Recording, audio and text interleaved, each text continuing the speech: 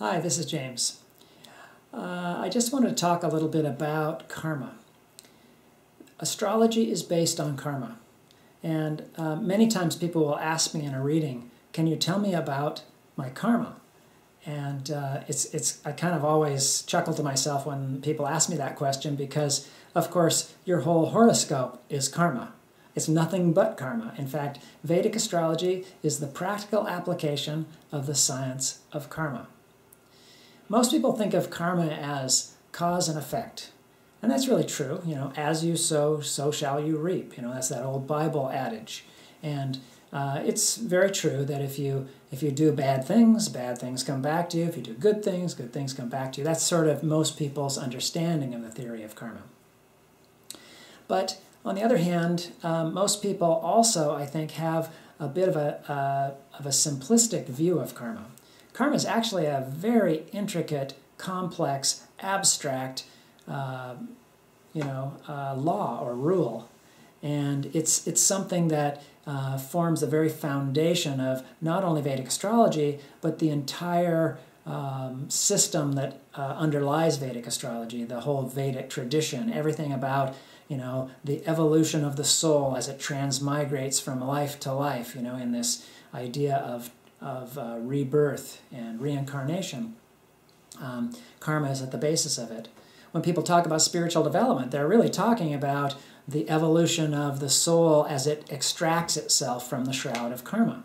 Karma is the core element, the core feature of all of the Eastern philosophies, whether it's Hinduism, Buddhism, or Jainism. So it might be helpful to get a little bit more familiar with the theory. So basically the idea of karma is that the soul is enshrouded with karma, or it's encased in karma, or interpenetrating with karma, we can say.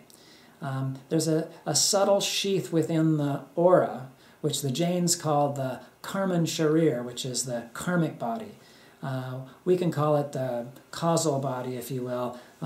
There's some debate about exactly what it is, but in fact, the idea is that our karma basically lodges within us as an impression. And what is that impression? It's just simply a vibration based on desire from the past. So, for example, let's say that I have an experience of overwhelming anger.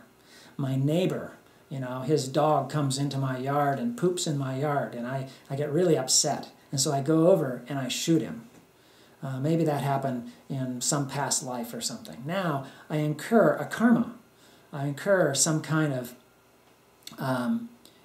impression in my soul or in my consciousness that is simply an impression based on that initial vibration of anger.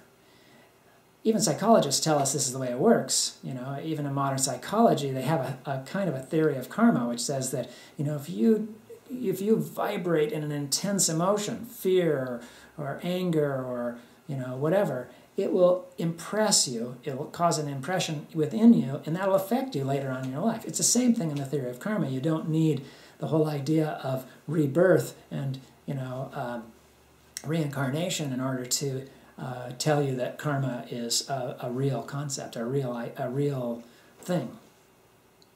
Anyway, back to the example. So let's say I have this impression of anger that I've incurred because I shot my neighbor. Now that karma resides in my consciousness, or in my soul, you can call it, and it stays there for a certain time, and when its time is up, it will release itself, it'll shed. And when that karma sheds, when it leaves, it creates an experience that will correspond to the initial emotion and the initial experience that caused it in the first place. So as it rises, I'll feel angry again. Now at that moment, when the karma is rising and the anger is starting to surface, someone will come up to me and they'll enact it for me. It could be somebody coming up and insulting me, or some other giving me some other reason to get angry. And at that moment, I have a choice. I can either get involved in the karma again, maybe punch the guy's lights out, or shoot him, or have road rage, or some other kind of activity that gets me completely involved in it, completely attached to it, in which case I incur the karma again, and I go around the merry-go-round once again, and the karma is incurred again, and now I have to deal with it at another time later on, either in this lifetime or another lifetime. Or I could meet it with what we could call equanimity. Equanimity just simply means evenness in the mind. When a person meditates, they create a sense of equanimity in the mind.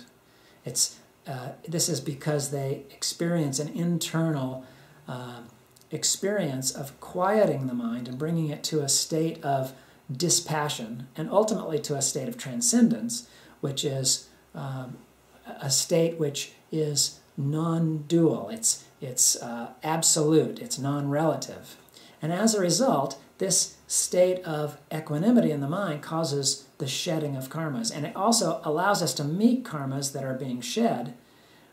For example, if I'm meeting this experience of anger that's surfacing with a sense of equanimity, with evenness in my mind, then the karma will go away. I won't incur a new karma. And as a result, that will be shed. See, this is the point of spiritual development, is that we shed karma. That the karma sheds from the soul, and as a result, the soul is less shrouded by that karma, and as a result, more awareness is there. Over time, basically, more and more karmas are shed, and if one continues to practice equanimity through meditation or through a general attitude in the mind of equanimity, meeting everything with the same kind of evenness. If somebody praises me, I'm not impressed. If somebody insults me, not impressed. Either way, I just stay in the same state of neutral, cordial, a mental attitude. That kind of attitude, that equanimity, is the way that we shed karmas. That's the way that karma is let go of. And ultimately, over time, this will get rid of all the karmas, and of course the person wakes up, and that's what they call enlightenment, when the karma recedes into the background and gets shed, and the soul is liberated from its shroud of karma. So you can see that the whole process of spiritual development is based on that idea of karma, and astrology is just this great tool that allows us to see exactly which karmas are being shed and at what time. It shows what the karmas are, and then it shows a schedule on which they're going to be shed. And it gives us a little bit of a heads up so that when the karma is coming up, we can meet it with a sense of equanimity. We can kind of brace ourselves a little bit. Oh, here's the anger karma coming. Well, let's be a little bit aware of that. And it gives us a whole set of tools for working with those karmas, in our life. The theory of karma is one of the most powerful theories. It's one of the most powerful laws, the law of karma, in the universe. Einstein said something about the most powerful forces in the universe were gravity and compound interest or something. Well, I'd add to this that one of the most powerful forces in the universe is this law of karma. It's something that is a basic, fundamental law of life. And if you understand the theory of karma, and if you understand a little astrology in the process, it can do wonders for allowing you to not only improve the quality of your life, but to enhance your spiritual development tremendously. And if you add a little meditation to the process, then that idea of cultivating equanimity, which is so central to the shedding of karmas, becomes magnified. And so meditation becomes really one of the most important things you can do for spiritual development and also for just having a happy life. Anyway, just a few thoughts on the theory and the law of karma.